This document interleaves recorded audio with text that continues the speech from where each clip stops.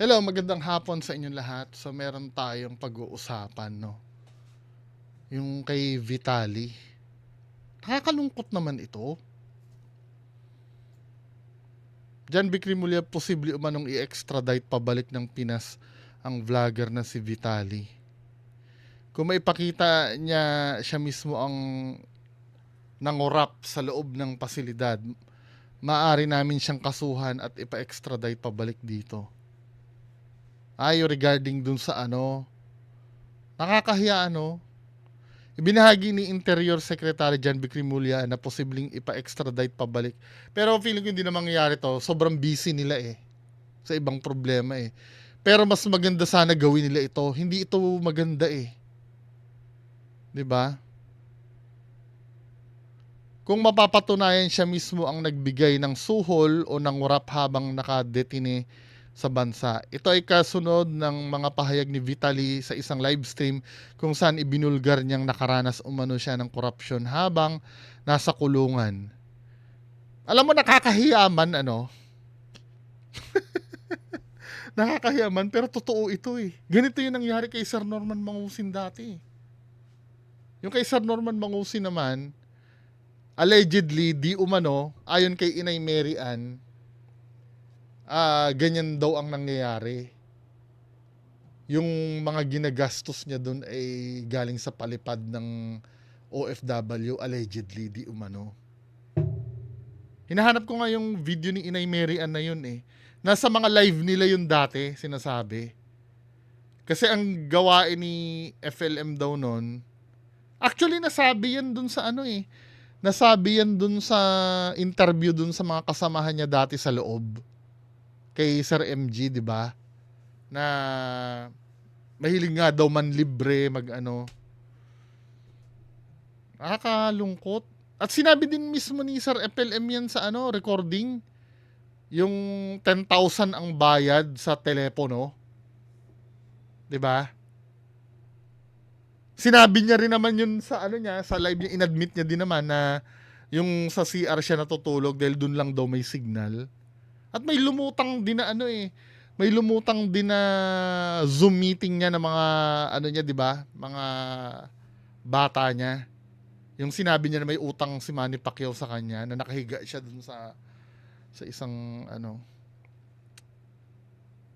gusto mong magalit pero totoo ito Totoo ito nakakahiya to. Buong mundo tayo pinahiya nung ni Vitali. May cellphone ako ito tinagalog na lang to siguro, no? May cellphone ako sa buong panahon ng pagkakakulong. Vinlag ko ang buong karanasan at ilalantad ko ang korupsyon. Lahat korupsyon, nagbayad ako sa gwardya. Ayos ka na. Kahiya, no? Parang tayo pa yung napahiya Mas magandang hindi nilang kinulong. Pero wala Kailangan niyan para Ngayon, kung dededmahin ng Pilipinas yan, walang kwenta ang pamahalaan natin. 'Di ba? Ayon kay Rimulya, maingat siyang nagsasalita ukol sa aligasyon dahil isang linggo lamang umanong nasa kustodiya ng Bureau of Jail Management and Penology si Vitali bago ito ilipat sa Bureau of Immigration Detention Facility. Gayunpaman, iginiit ng kalihim na kung mapapatunayan si Vitali ang mismong nangurap, maaari itong magbukas ng kasong kriminal at maging batayan para ipa-extradite siya pabalik ng Pilipinas. Kung mapapatunayan niyang siya mismo ang nangurap, matatandang inaresto si Vitali. Pero feeling ko, sa tingin nyo ba, aanuhin pa yan? Pagkakaabalahan pa ng panahon yan? Feeling ko hindi na. 'Di ba? Pero nakakahiya to, men. Ayan, no.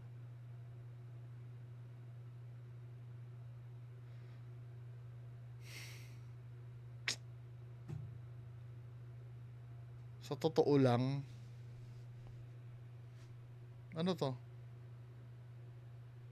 Si Jelly Au, tsaka si Jam Ignacio. Wala love talaga no? Hindi mo naman makokontrol yan. Pero kung kasi na-content ko na ito before, ito yung si Jelly Au. Ang akala ko dati, DJ ito na yung sa radyo. Hindi pala, DJ siya yung ganun-ganon. Yung sa club.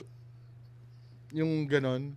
'Di ba napabalita ito dati si Jelly Au na parang ginulpi siya nito ni Jam Ignacio, 'di ba? Tapos nag-sorry pa, tapos hindi niya na daw patatawarin, something like that, no?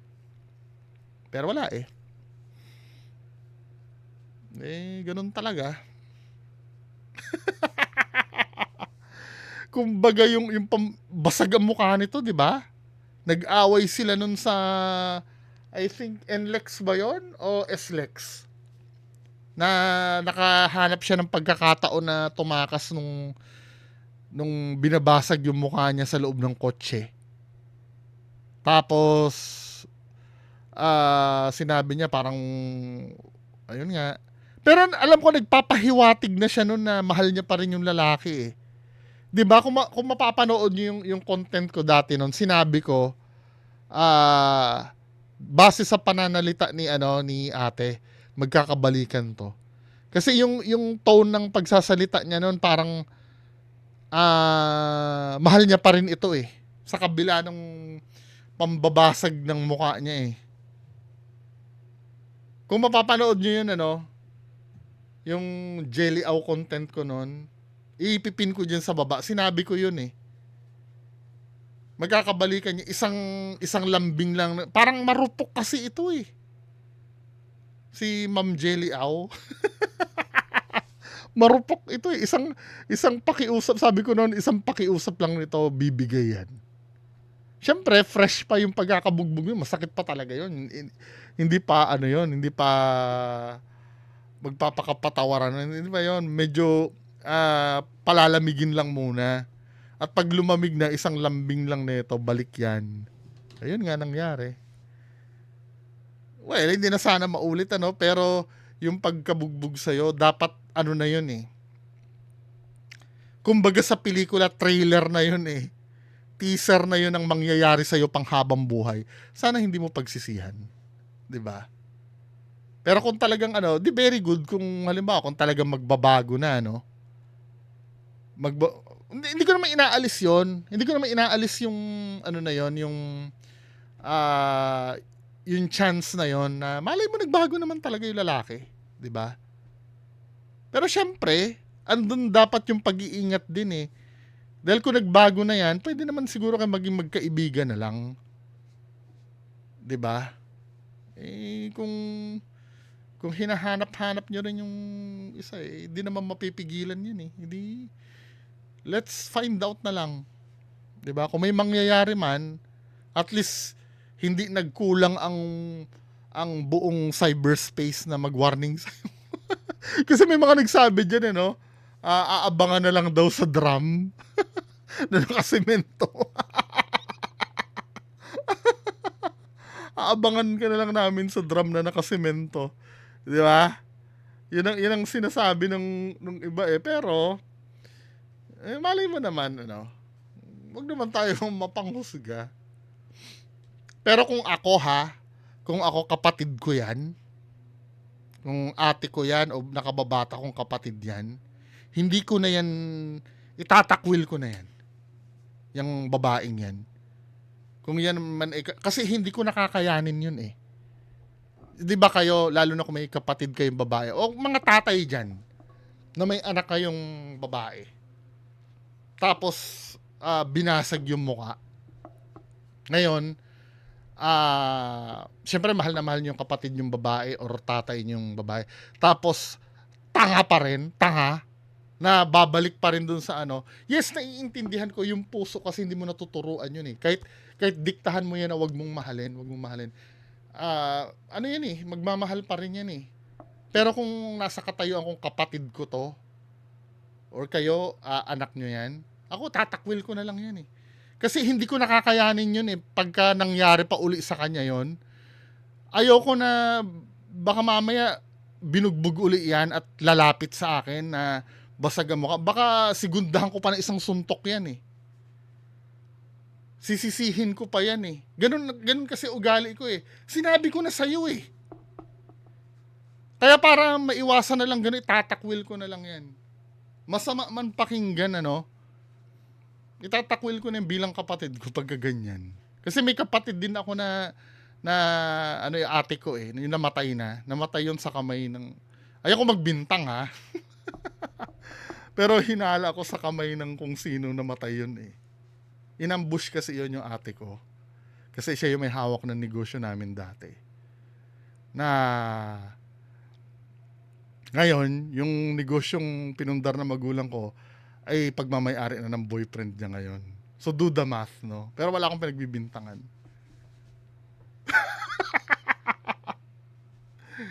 Di ba?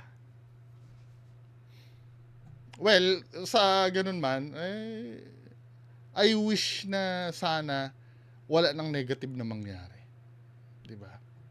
Kasi Ma'am Jelly Aw, tandaan mo, sa susunod na may mangyari, pagtatawanan ka na ng mga tao. Yun nung dati, nasa iyo ang simpatsya ng mga tao nung binasag ang mukha mo. Pag naulit yan, ipag-pray mo na hindi na maulit yon. Pag naulit pa yon, pagtatawanan ka na ng mga tao. Maniwala ka. Lelabelan ka ng pinakatanga na tao. O next video, ano to? Video pa? Si ano to ah? Anong name nga nito?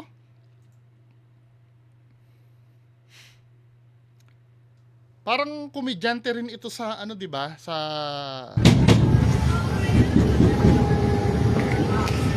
Wala boss, wala. mga kalebel ito nila malupiton, 'di ba?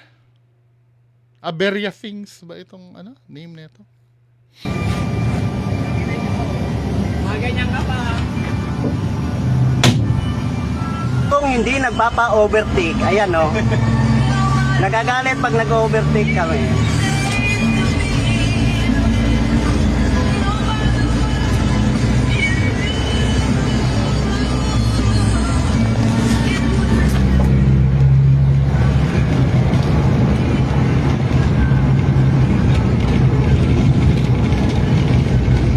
Nangahabol talaga, gago talaga oh.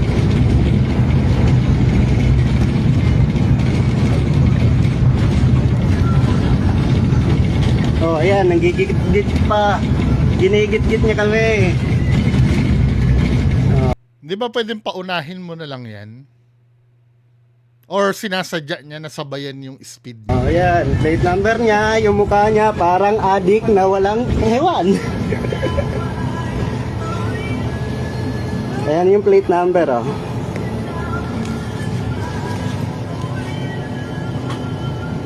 Ayan mo siya.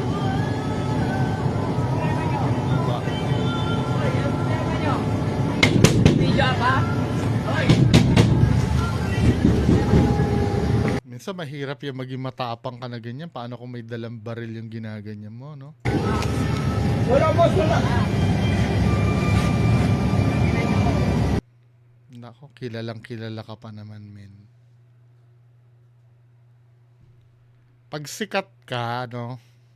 Mas madali kang mayari dyan pag sikat ka eh. Mga ganyan ka pa.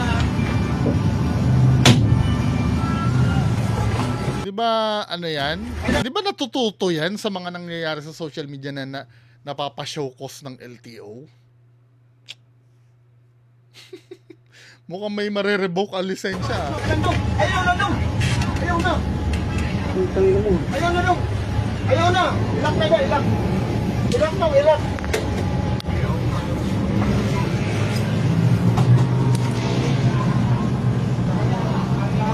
Hindi na naman namin inaano ah.